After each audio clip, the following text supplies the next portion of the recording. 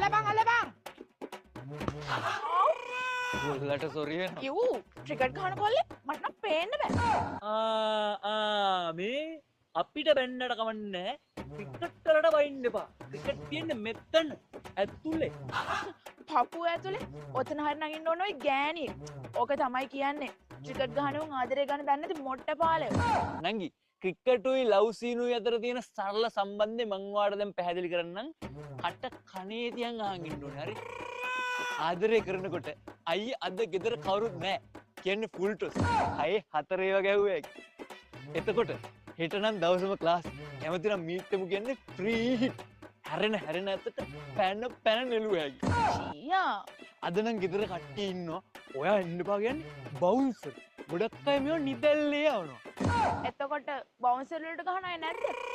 ඉන්න උන් තමයි රෑට කොටු පයිනේ. එතකොට මගේ මුළු ලෝකෙම ඔයයි දෙයෝ කියන්නේ good length ball. ඒ වගේ ආරක්ෂාකාරී වෙන්න ඕනේ. විකට් එක අත ළඟ. එතකොට මහන්සි වෙන්නේ නැතුව ලකුණු ගන්න පුළුවන් බෝල් නැද්ද? තියෙනවා. wide ball.